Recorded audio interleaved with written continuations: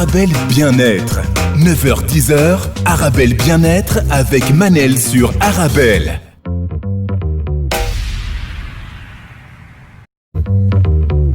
Très belle chanson de Yara. Je vais vous traduire un petit passage. Fuir est une faiblesse. Et ça commence, c'est un bon début pour notre émission aujourd'hui. On se retrouve pour une émission pas comme les autres. Aujourd'hui, je reçois coach Nisrine Achak, coach personnel, consultante et formatrice, non pas pour parler de coaching, mais on va parler de son histoire personnelle. Elle a une histoire, on va dire, je peux dire difficile, Nisrine? Oui. Voilà, on va dire difficile. Nisrine s'est retrouvée veuve à l'âge de 26 ans. Elle est passée par des circonstances, on va dire, très dures. La vie n'a pas toujours été tendre avec elle. Aujourd'hui, après un long combat, on va dire, vous aussi, vous avez mené un combat, non pas seulement votre mari, Allah yarhamou, elle se relève, elle est coach personnel, consultante, formatrice. Je rappelle nos auditeurs qu'ils peuvent toujours participer à l'émission en envoyant leurs questions, leurs réactions via ma page Instagram provisoirement. Manel Astafid, Manel c'est M-A-N-E-L, Astafid c'est A-S-T-A-F-E-E-D. A-S-T-A-F-E-E-D. Vivre sans espoir, c'est cesser de vivre, Nisrine? Oui. Oui, on peut dire les choses comme ça. Oui. Alors, Nisrine, on va commencer par le début, si vous permettez, si vous voulez, nous raconter le tout début de votre histoire avec votre mari, votre rencontre. C'était quand? Vous aviez quel âge? Comment ça s'est passé? La vie était rose? Dès le début, c'était pas si rose que ça. On pourrait croire que ça a été un coup de foudre, etc. Eh bien, non. C'était à l'ancienne. J'avais 16 ans quand j'ai rencontré mon mari, Allah yarhamou. J'étais en 4e année secondaire. Et c'était un mercredi du mois d'avril. Vous vous rappelez du jour? Ah oui. Ah oui. Parce que c'est là où ma vie va basculer. Du monde de l'insouciance à la maturité. 16 ans, c'est jeune, Nisrine. Oui.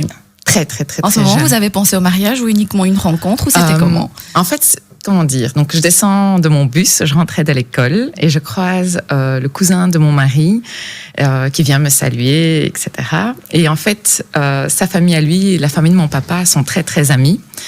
Et donc, mon mari va me voir en fait en train de parler avec son cousin et il va demander qui je suis.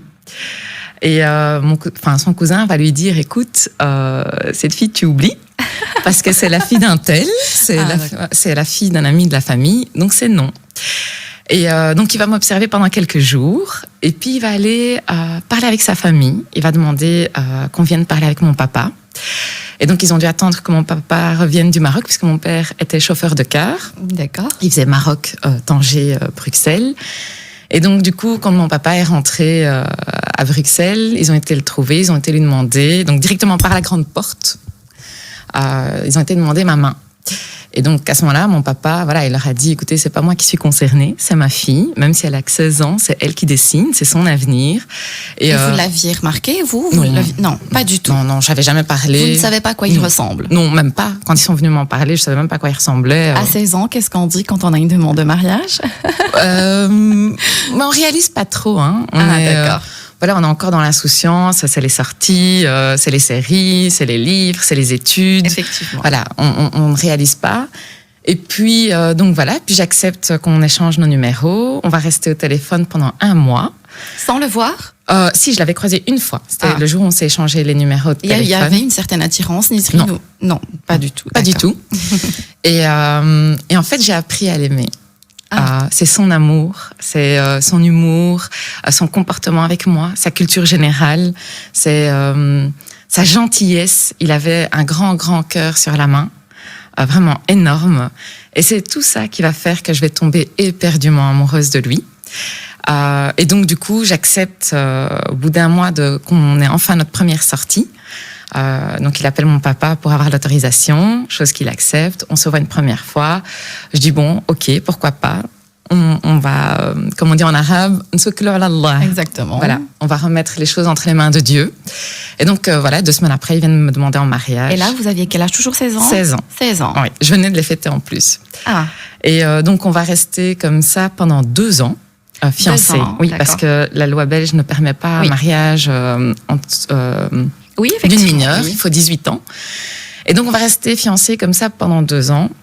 Et malheureusement, en 2012, fin 2002, début 2003, on va se séparer pendant 6 longues années. 6 longues années. Ouais. Donc, vous avez fêté le mariage carrément? Non, Pas on a encore. juste fait les fiançailles. Les fiançailles à 18 ans. Oui, et donc, non, on avait fait carrément à 16 ans mes fiançailles, et donc on va rester ensemble pendant 2 ans. Et malheureusement, voilà, à cause de certaines personnes de nos 2 familles, on va se séparer sous la pression. Et on va rester 6 ans presque 6 ans séparés. Aucun contact avec lui pendant les 6 ans? Non. Aucun contact. Aucun contact. Moi, je me suis même remise avec d'autres personnes. À 2 reprises, j'ai failli me marier. Et subhanallah, que quand c'est pas ta destinée, ce n'est pas ta destinée. Parce que je vais jusqu'au moment de signer l'acte de mariage et je ne le signe pas. Il y a des raisons de la vie qui font que je me dois de nouveau me séparer. Et donc, suite à la 2e rupture... Et là, en ce moment-là, excusez-moi pour la question, Nisrine, vous étiez amoureuse encore de lui? Vous l'avez oublié? Il m'obsédait. Carrément, pendant 6 ans. Oui, parce qu'on ne s'est pas quitté, parce qu'on ne s'aimait plus, ou il m'a trahi, ou il m'a blessé. C'est purement à cause de la pression familiale. Nos 2 familles ne s'entendaient pas, enfin, à cause de certaines personnes. Je ne peux pas mettre tout le monde dans le même sac. Et donc voilà, et donc on se sépare. Et pendant les 6 ans, j'étais éperdument amoureuse de lui. Lui aussi n'a pas su refaire sa vie. Et après, la 2e fois où je me suis fiancée et que j'ai rompu les fiançailles, là, je prends mon courage à 2 mains et je vais trouver mon papa et je lui dis, que je lui avoue mon amour pour mon mari. Carrément. Oui. Et je lui dis, papa, moi, j'accepte plus de premier rendez-vous, je n'accepte plus de rencontrer d'hommes, c'est terminé. J'avais 21 ans. Vous aviez cette relation avec votre papa où vous pouvez lui raconter ce genre de choses? C'est extraordinaire. Oui, mon papa. C'est exceptionnel. Oui. Mon papa, même si il est de la vieille école pour beaucoup de choses, la relation père-fille, il a toujours voulu que je sois sa meilleure amie. Et qu'il soit mon meilleur ami, mon confident. Il n'y a jamais eu de tabou. On a toujours parlé ouvertement. Et c'est ce qui fait aussi qui contribue à mon épanouissement, que j'ai pu prendre les décisions, même si, c'était pas en accord avec ce que eux voulaient. Mais je trouve ça génial, Nisrine. Pouvoir dire ça à votre papa, c'est exceptionnel. Ah oui. Pourquoi pas votre maman? J'arrivais pas. Avec mon papa, j'arrivais plus à parler de certaines choses. Ma maman, non. Ma maman, on était toute sa vie, moi et mes frères. Elle aurait pu donner sa vie pour nous. Je dis pas que mon papa, non, mais c'était autre chose. Ma maman, elle avait tellement peur pour nous que c'était non négociable de parler de certaines choses qui n'allaient pas comme elle voyait pour nous, pour notre avenir. Et donc donc j'ai pris mon courage à 2 mains. J'ai dit à mon père que j'aimais toujours mon mari. Et que après 6 ans de séparation. Non, ça faisait déjà 4 ans. Et donc, je lui dis, j'accepte plus de rendez-vous, plus rien. Et s'il faut que je termine ma vie seule, je terminerai ma vie seule. C'est mon mari ou rien. À ça, il me répond, écoute, tu sais très bien que dans notre communauté, c'est jamais la fille qui va et qui essaie d'arranger les choses. Donc, c'est comme ça. Et il faut que tu acceptes. Et il avait même pleuré avec moi parce qu'il voyait combien c'était douloureux pour moi. Et je vais rester 2 ans célibataire. Je refuserai toutes les rencontres, etc. Excusez-moi, et votre, entre guillemets, ex-mari, la séparation, parce qu'on parle de séparation, est-ce qu'il a essayé de vous joindre, vous téléphoner, faire un petit pas? Vous lui en avez pas voulu? Non, pourquoi vous n'avez rien? Non, parce que c'était moi qui l'avais dit, c'était terminé. Il avait essayé au début qu'on reste ensemble. C'est moi qui ai dit non. Je venais de fêter mes 18 ans, j'arrivais plus à assumer la pression familiale. Donc j'ai dit stop. Et il était revenu quelques fois, puis après, il a respecté ma décision. Une question, Nisrine. Maintenant, avec beaucoup de recul, vous auriez pris aussi la même décision? Vous vous séparez à cause de la famille ou vous battre? Je me serais battue. Parce que j'aurais pas perdu 6 années. Ça aurait été 6 années en plus. Non, c'est le destin, mais je vous pose la question parce qu'il y a des auditeurs qui nous écoutent. C'est pas parce qu'il y a des problèmes familiaux qu'on cède et qu'on laisse les problèmes, on va dire, entre guillemets, gagner. Voilà. Et ça, malheureusement, je vais le comprendre tardivement. C'est qu'à mes 23 ans, là, je vais devoir partir au Maroc, à Marrakech, pour mes études. Et là, mon papa me dit, écoute, tu peux pas venir jusqu'au Maroc et pas venir à Tanger. Donc, il faut que tu viennes voir ta grand-mère, me voir, parce que mon papa, il vit là-bas. Et donc puis j'ai été, et subhanallah, ce soir-là, je revois mon mari pour la première fois. Après 6 ans. 6 ans. Et il va passer à côté de moi, comme s'il ne me connaissait pas. Il vous a vu, il vous a reconnu, il a fait semblant de ne pas me connaître. Il m'a même pas dit bonjour, je l'ai mal vécu, j'en ai pleuré. Et 2 jours après, de nouveau, on va se revoir dans le salon de thé de mon papa au Maroc, à Tanger.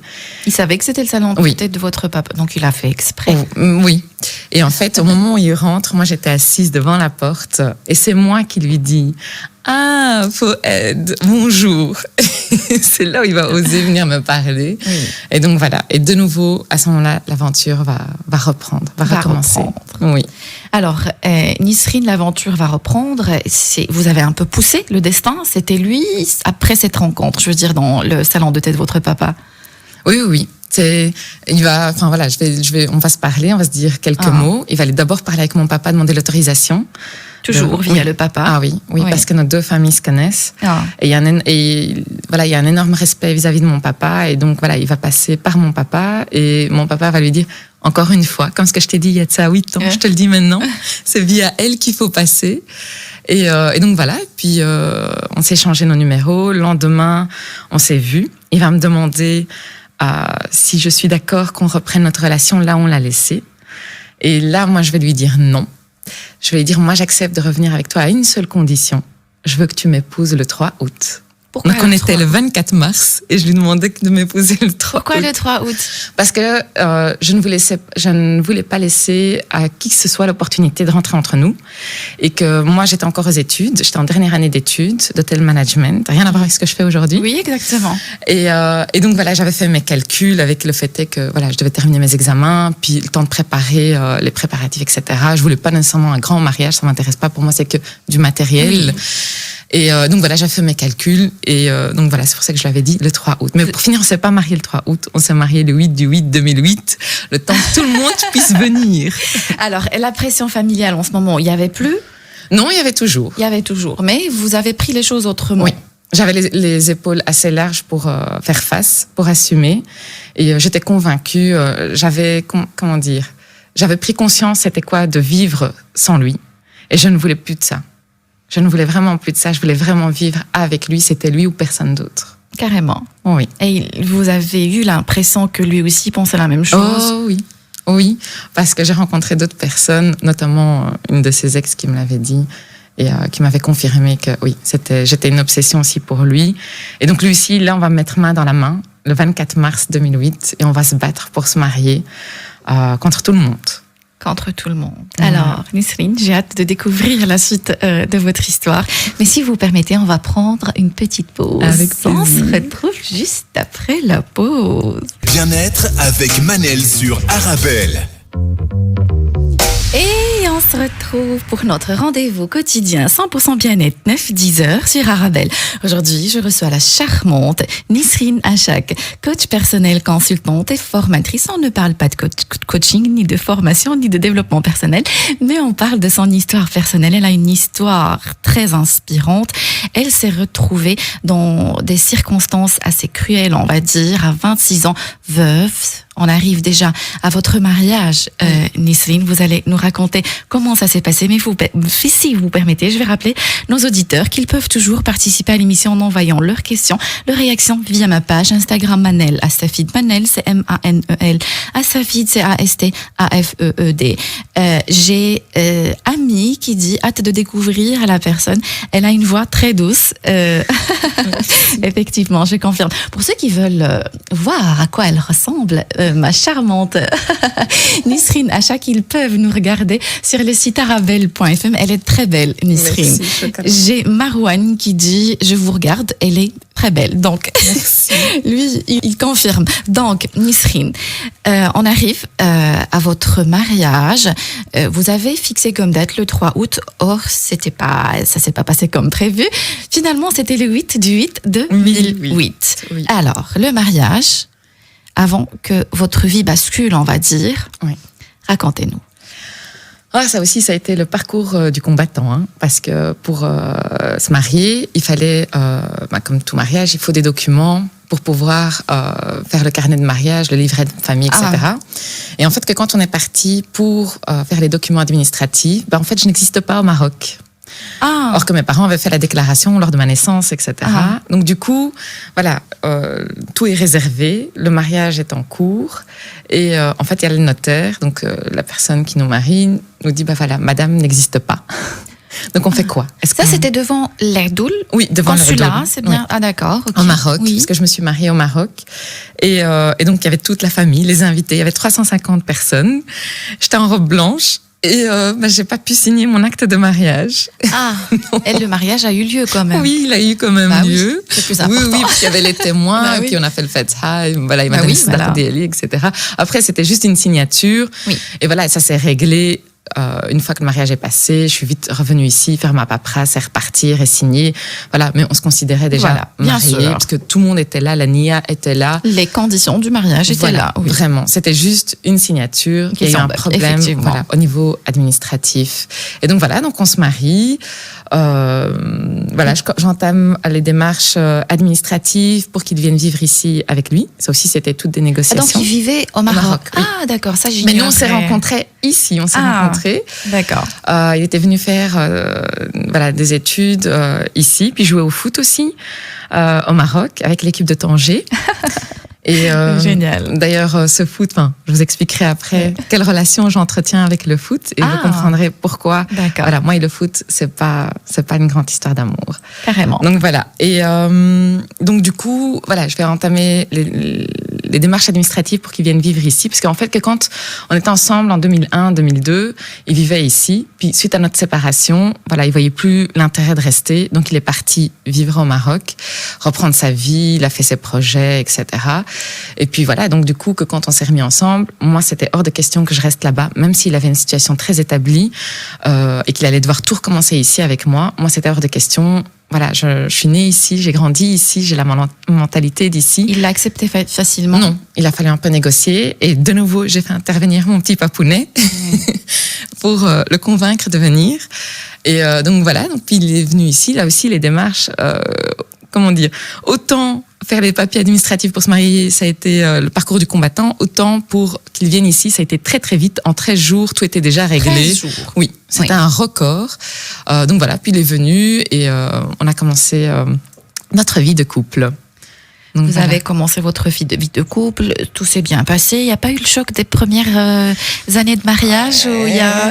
C'est normal, c'est tout à fait normal. Si, il y a eu les premiers mois où c'était assez compliqué parce qu'on était deux mentalités complètement différentes. Et puis, soyons réalistes et honnêtes, la vie en tant que, fiancée ou petite amie, c'est pas la même chose que la vie de couple. C'est deux choses complètement différentes. Même quand c'est le grand amour, c'est important de le souligner. Oui. Exactement. Même si on avait beau s'aimer comme des fous, passionnément, ce n'était pas assez. Malheureusement, dans la vie actuelle, on peut pas vivre juste avec d'amour et d'eau fraîche. Si c'était le cas, je pense qu'il y aurait pas autant de dépression. Effectivement. Donc du coup, voilà, c'était un peu compliqué. On a dû mettre de l'eau dans notre vin. Il y a eu beaucoup de dialogues. On communiquait énormément.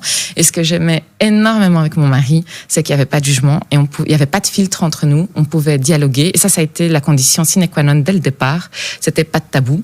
Qu'on soit honnête, pas de filtre, et justement qu'il y ait le respect, la confiance et la communication. Et c'était sur ces 3 ingrédients-là qu'on a basé notre couple. La communication. Ouais. Si je vous demande un seul ingrédient à choisir parmi ces 3, primordial pour régler les soucis en couple. Je dirais la communication. La communication. On revient toujours à la même chose, Nisseline, dans cette émission, que je reçois des coachs, des psychothérapeutes, des psychanalystes, ils disent tous la même chose, la communication. Quand on a du mal à communiquer, Nisseline, la moindre petite chose devient contraignante et difficile à gérer au quotidien. Oui. Moi, j'avais beaucoup de difficultés au début. C'est lui qui m'a appris à communiquer. Il avait 10 ans de plus que moi. Donc, il avait un autre bagage, tant au niveau scolaire que, expérience de vie.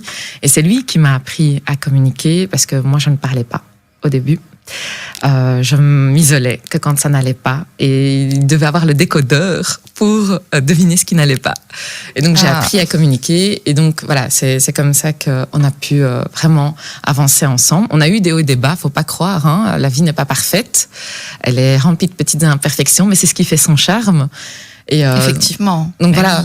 Comme tous les couples, on a eu des hauts et des bas, on a eu des moments, down, mais ce sont des choses qui font partie de la vie. Qu'on soit en couple ou pas, on a tous des moments up and down, et il faut les accepter. Exact. Voilà. Et c'est comme ça qu'on apprend aussi à se connaître. S'il n'y a pas de clash, il n'y a pas de confidence. Voilà. C'est qu'il y a un des deux qui n'est pas très honnête. Voilà. Et c'est comme ça aussi qu'on grandit. Parce que le fait est d'avoir des clashs fait que à un moment donné, on se remet en question et on va chercher en nous, avant d'aller chercher en l'autre, il faut d'abord chercher en nous ce qui ne va pas, qu'est-ce qu'on a voulu dire, c'est quoi qui nous dérange, c'est quoi qui a été,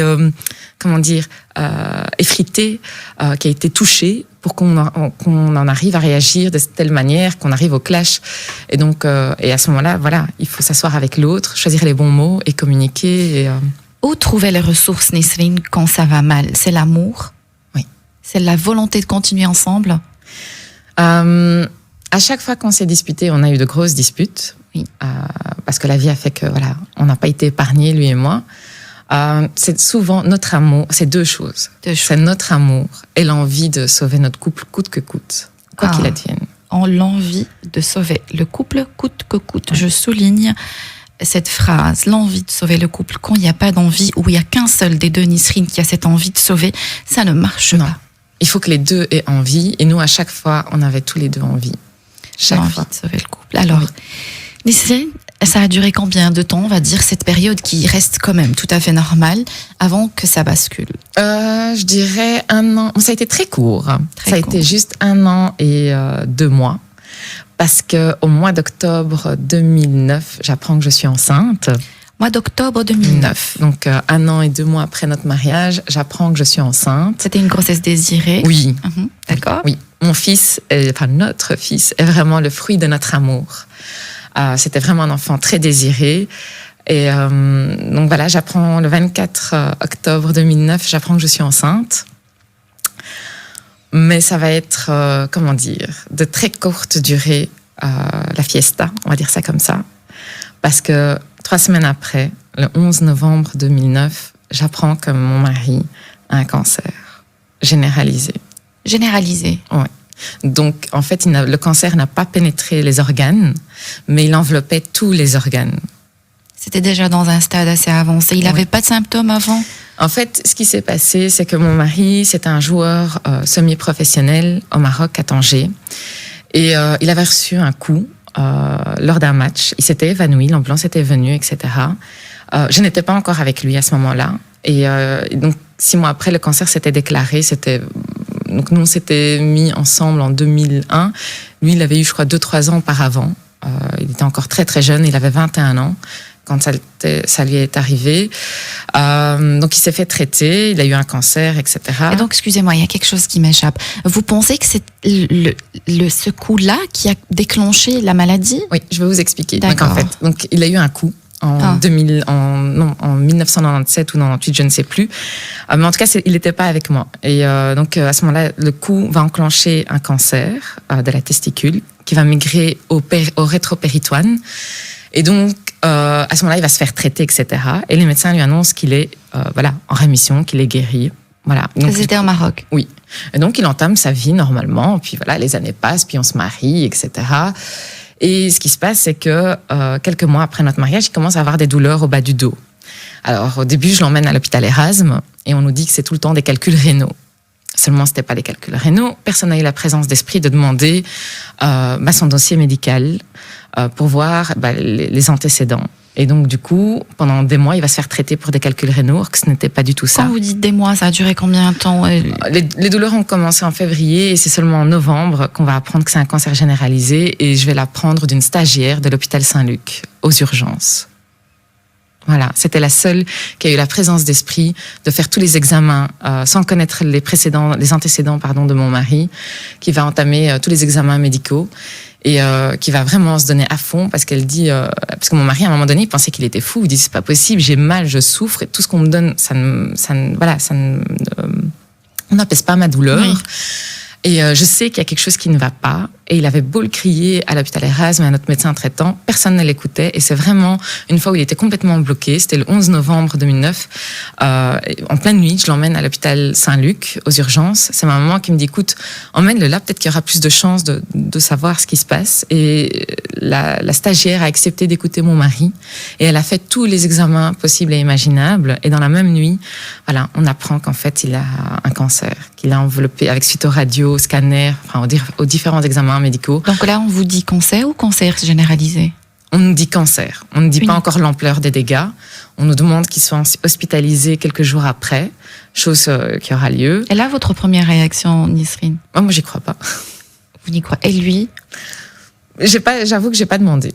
J'ai pas demandé et on était un peu chacun dans notre bulle. Voilà, on réalisait pas trop. Peut-être une erreur médicale, vous vous dites?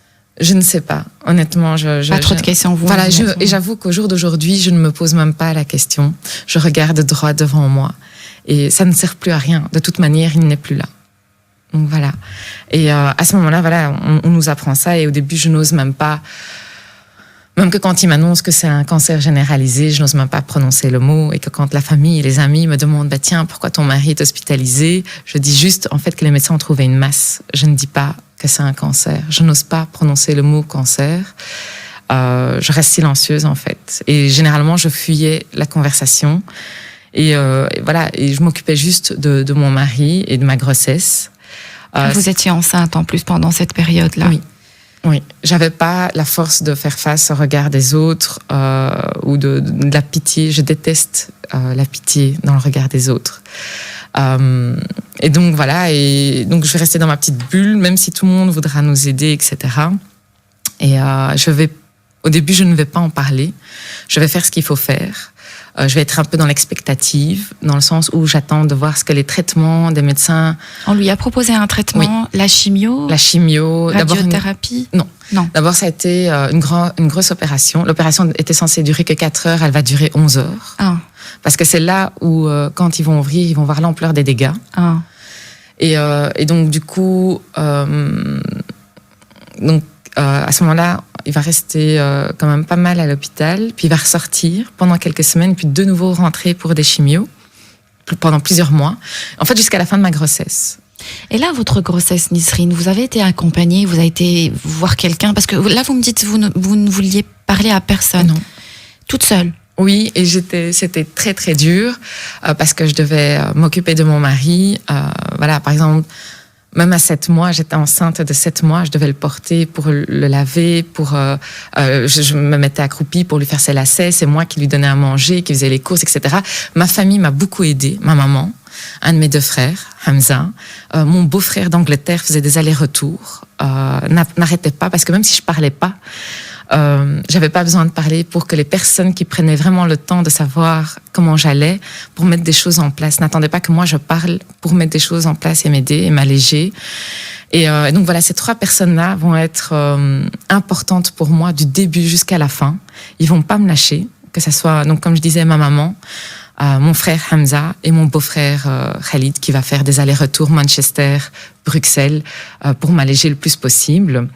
Et donc voilà, à un moment donné, j'ai failli perdre mon fils à 6 mois de grossesse parce que voilà, je portais mon mari pour l'emmener d'une pièce à une autre, pour le laver, etc. Mais franchement, psychologiquement, cette première phase, je suis restée expectative. J'attendais de voir ce que les médecins, ce que les traitements des médecins allaient donner.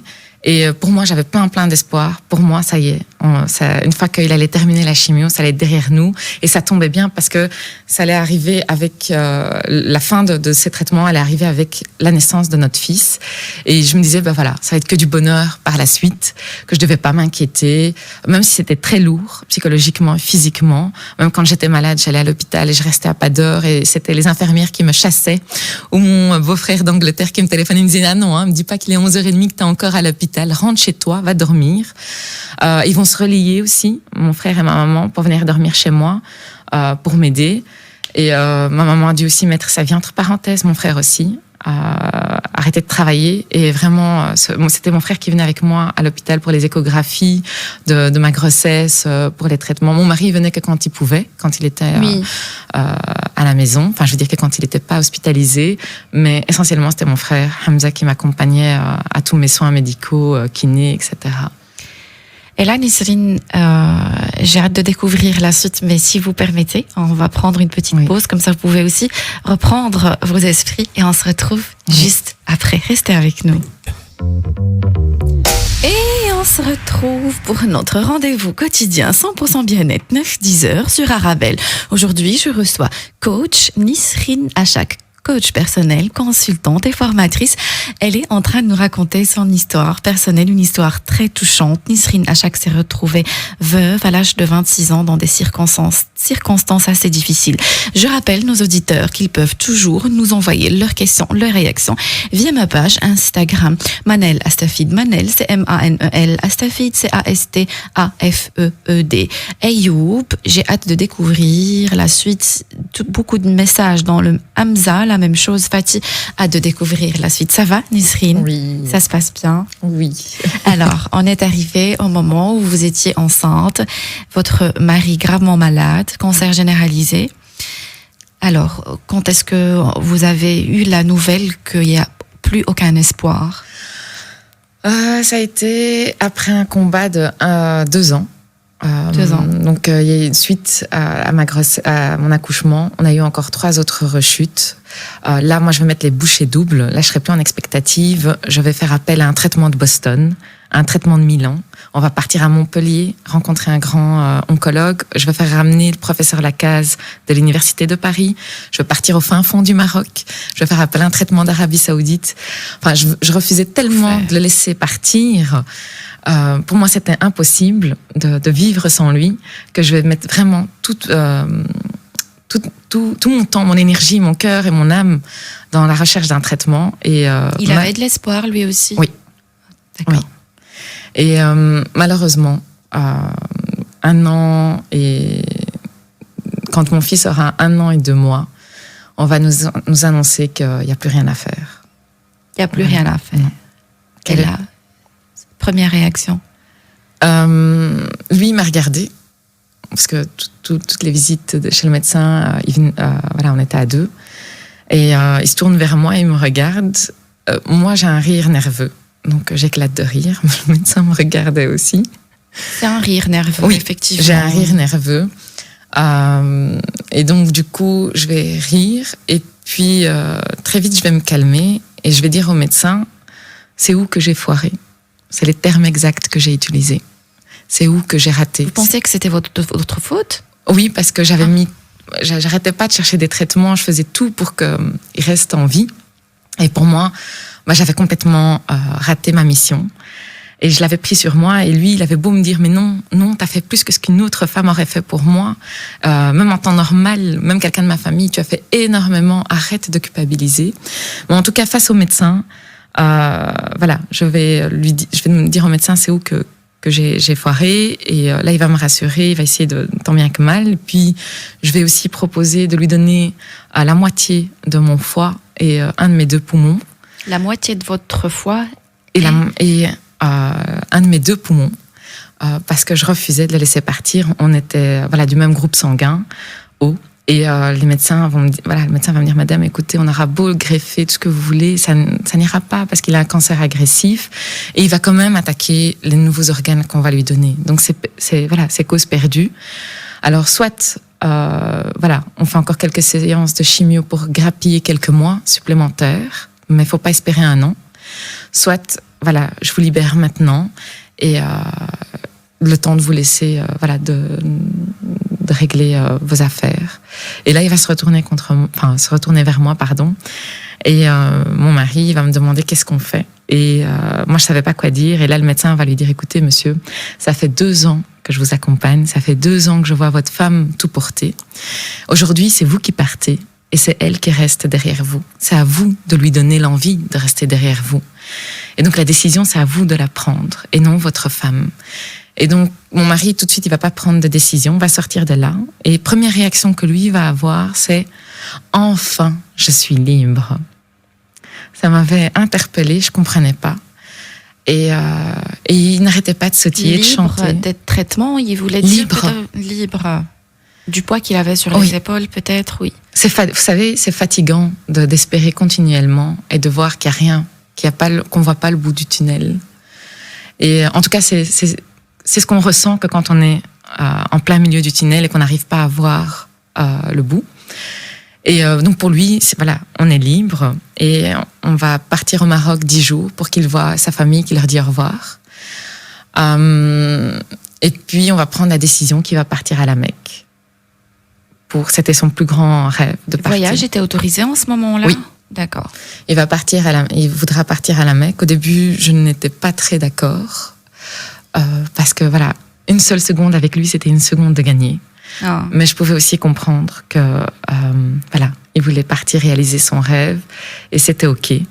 Et juste avant de partir, et heureusement, on s'était assis et il m'a dit voilà les dernières volontés qu'il voulait pour sa famille, pour notre fils et pour moi. Puis à ce moment-là, je lui ai posé la question. Je lui ai dit ça te fait quoi de savoir que tu vas mourir? Il m'a répondu à ça d'une manière très spontanée, aussi simple, en me disant c'est moi le plus chanceux parce qu'au final c'est moi qui vais rencontrer Dieu. Ah, oui. Voilà, mais il était très très croyant. Voilà, c'est Rahmo, c'était quelqu'un de très fort. Il est parti. Là, c'est là vraiment où tout bascule pour vous. Oui. Votre vie a pris un tournant. Oui. Qu'est-ce qui s'est passé? Il va partir au Maroc. Enfin, on va partir à 2. Puis il va partir à la Mecque. Moi, je reste ici avec notre fils. Et le jour où il revient de la Mecque, l'ambulance l'attendait déjà sur le tarmac. Moi, je ne savais pas que son état s'était détérioré à la Mecque. Pendant le pèlerinage, les gens s'étaient gardés de pas me dire ce qui se passait. Et en fait, que quand c'était mon beau-frère qui a été le chercher, parce que moi, je venais de commencer un boulot. Mon mari voulait absolument que déjà je prenne le pli et que je pense à l'après. Donc, j'avais accepté un contrat. Et donc, du coup, moi, je devais rentrer en réunion et mon beau-frère d'ici m'appelle. Il me dit, écoute, voilà, l'avion vient d'atterrir, l'ambulance est sur le tarmac, on refuse de me laisser le voir, va le rejoindre à l'hôpital Saint-Luc. Donc, je vais tracer, c'est mon patron. Alors que ça faisait qu'une semaine que je travaillais, qui va me déposer, on va passer prendre mon fils. J'ai eu la présence d'esprit d'aller chez ma maman prendre mon fils et on va tracer à l'hôpital. Et quand j'arrive, ils étaient en train de le réanimer. Et donc, à ce moment-là, ils vont enfin me laisser le voir.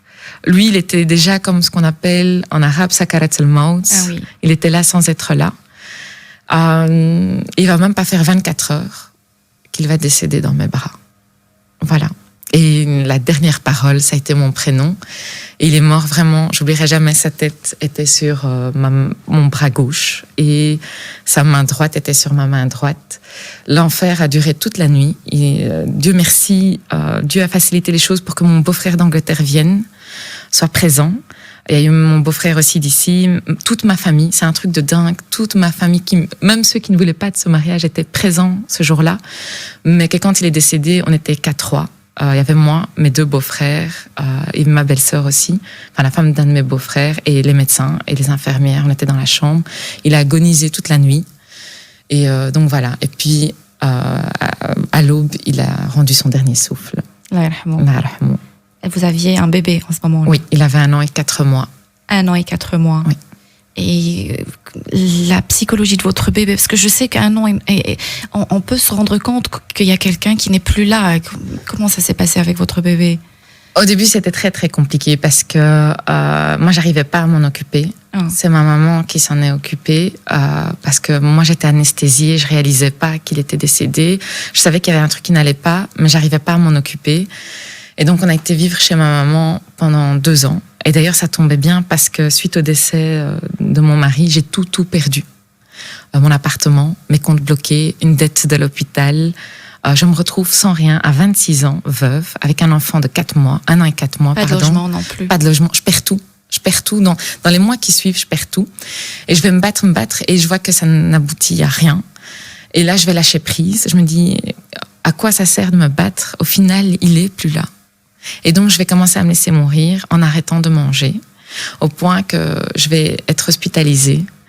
Et c'est en étant hospitalisée, quand je vois mon fils de 1 an et 8 mois à ce moment-là, jouer au pied de mon lit d'hôpital, et je me dis, mais ce petit bout, il a rien demandé. On l'a voulu, on a tout fait pour l'avoir. Et déjà, il vient de perdre son papounet. Si en plus moi je pars, il n'aura plus personne. Et donc pour lui, au début, je vais me relever. Je vais être en mode de survie. Je vais juste prendre un espèce de sparadrap sur ma blessure qui saigne et je vais mettre un sparadrap et je vais me relever pour lui. Je vais revenir en Belgique. Je vais me battre pour tout ce qui est l'aspect administratif, mes comptes, trouver un appartement, régler la dette, etc. Tout en commençant en même temps mes études d'assistante sociale. Je commence un bachelor. Avec le peu mais j'insiste sur le peu de confiance en moi que j'avais et d'estime, parce que pour moi, j'avais perdu le combat contre le cancer. Et pour moi, voilà, j'avais très peu de chances de réussir. Et malgré ça, avec le soutien de mon frère et de ma maman, je décide quand même de relever le défi, le challenge. Et je vais entamer mes études. Et tellement que j'avais peur de rater, j'ai réussi toutes les années. Une après l'autre. Oui, du premier coup et avec grande distinction, tout en élevant mon fils toute seule et en gérant tout ce qu'il faut gérer, rétablir ma situation financière. Et arrivé en dernière année de bachelor, je vais être convoquée par mon prof de philo. Moi, je pensais que j'avais raté. Je dis, oulala, il me convoque. Et en fait, non, c'était pour me dire que j'avais tellement cartonné, voilà, qu'il me proposait de faire un master et qu'il me soutiendrait. Et au début, j'étais pas très voilà, j'avais pas très envie, pas que j'avais pas envie, mais j'avais peur de rater. Et il me dit, t'inquiète pas, il me dit, si t'as pu surmonter tout ça, il me dit, je suis convaincue que tu vas surmonter la suite. Et il me dit, ce challenge aussi, tu vas le réussir haut la main. Il m'a dit, fais-toi confiance. Il me dit, tu manques juste de confiance. Il me dit, tous les outils sont entre tes mains. Il suffit juste que tu prennes la décision. Et donc, je vais prendre cette décision. Et je vais faire un master en politique économique et sociale à l'UCL, tout en travaillant temps plein en tant que conseillère emploi à la mission locale de Forêt. D'ailleurs, que je remercie énormément le patron, Nordine Boulamoum, parce qu'il m'a énormément soutenue pendant mon master. C'est un truc de dingue. Et c'est fou, hein, c'est ce que je dis aux gens. Hein. Je dis, c'est vrai, Dieu m'a enlevé l'amour de ma vie, mais il m'a donné bien plus en retour. Il a mis plein de belles personnes et de magnifiques personnes sur mon chemin, oui, qui ont contribué à ce que je suis aujourd'hui, qui m'ont aidé à me relever. Et donc voilà, et donc je vais faire un master. Mais pendant toutes ces années-là, j'étais vide en moi-même, à l'intérieur de moi. Je ressentais plus d'émotions. On avait beau, voilà, j'arrivais pas à rire. Votre garçon maintenant, il a quel âge? 10 ans. Il a 10 ans. Oui. Qu'est-ce que vous lui avez raconté, Nisrine? Très vite, déjà à 2 ans, parce qu'il voyait sa maman pleurer. À 2 ans, il demandait pourquoi je pleurais. Et d'abord, il demandait pourquoi son papa n'est pas là. Pourquoi les autres avaient un papa et pas lui. Et à ça, je lui expliquais. Je disais, papa était malade. Il me dit, ouais, mais malade de quoi? Il me dit, moi aussi, je suis malade et je guéris. Alors, je lui dis, explique le cancer. Et je lui explique. Il a vécu les choses comme un abandon? Au début, oui. Au début, oui. Il en voulait beaucoup, beaucoup à son papa. Énormément. Il était très en colère contre Dieu. D'ailleurs, ça l'intéressait pas de parler de Dieu, ni de religion. C'était pas son truc. C'était injuste pour lui. Et c'est vraiment en discutant, en prenant le temps de discuter beaucoup, beaucoup avec lui, voilà, c'est quoi un cancer, qu'est-ce que ça fait comme dégâts, et de lui montrer comment moi je me suis relevée, et voilà, il a assisté à toutes les étapes. Et donc c'est comme ça qu'il, voilà, au jour d'aujourd'hui, il prend le décès de son papa avec philosophie. Ah. Et c'est même lui, des fois, quand j'ai des coups de mou, qui me dit... Qui essaie de vous remonter le moral. Nisrine, pendant la pause, vous m'avez dit « J'adore ma vie avec toutes ses imperfections ». Oui. Qu'est-ce que vous avez à dire, parce qu'on arrive déjà à la fin de l'émission, qu'est-ce que vous avez à dire à ces femmes ou ces hommes aussi qui sont en train de vivre des choses difficiles dans leur vie? J'ai juste envie de leur dire que toute situation, aussi douloureuse soit-elle, aussi éprouvante soit-elle, elle n'est pas permanente. Elle va s'arrêter tôt ou tard. Donc, gardez l'espoir. Et une vie sans espoir, c'est pas une vie. C'est d'avoir de l'espoir, c'est de vivre, Nisrine. Oui, vraiment. Et donc, j'ai juste envie de leur dire, certes, peut-être pour l'instant, vous ne voyez pas le bout du tunnel, mais il va arriver. Continuez à vous battre, continuez à rêver. C'est important de rêver. Moi, j'avais arrêté. Et je me rends compte qu'en fait, quand on rêve, quand on se donne la permission de rêver, la vie est beaucoup plus simple, beaucoup plus, beaucoup plus agréable. Et si juste ils acceptaient de voir leur vie sous un autre angle, ils verraient combien elle vaut la peine d'être vécue et combien elle est merveilleuse. Qu'est-ce que vous aimeriez encore avoir, vous souhaitez dans la vie? C'est quoi votre rêve, Nisrine? J'aimerais, c'est faux parce qu'on me pose souvent cette question, j'aimerais rendre ce que Dieu m'a donné. C'est fou, hein, parce que on pourrait, sous un autre angle, dire Dieu lui a donné quand même pas mal d'épreuves. Moi, non. Je trouve que c'est beaucoup, beaucoup de cadeaux. C'est ça qui fait que je suis la femme aussi forte et déterminée aujourd'hui. Avec la gratitude, déjà, vous rendez beaucoup. La gratitude. Alhamdulillah. Et j'estime que je suis très, très chanceuse d'avoir vécu cette histoire. Et ça a été ma plus belle histoire, tant affective, que sur tous les plans, en fait. Nisrine, j'aimerais encore vous écouter des heures et des heures, mais malheureusement, on arrive déjà à la fin de l'émission. Je vous remercie du fond du cœur d'avoir accepté mon invitation. Je vous remercie d'avoir donné autant d'espoir à tout le monde, même à moi. C'est une leçon de vie. Je vous remercie beaucoup, Nisrine. Je ne commenterai pas ce que vous avez raconté, c'est déjà assez. Merci. Merci à nos auditeurs. Pour l'invitation. Merci à nos auditeurs. Merci de nous avoir écoutés. J'espère que vous avez eu votre dose de vitamines. N'oubliez pas que le bonheur vous rend plus belle et plus beau. Fréquentez les gens heureux. Le bonheur est contagieux. Rendez-vous demain, 9h sur Arabelle. Arabelle Bien-être. 9h-10h, Arabelle Bien-être avec Manel sur Arabelle.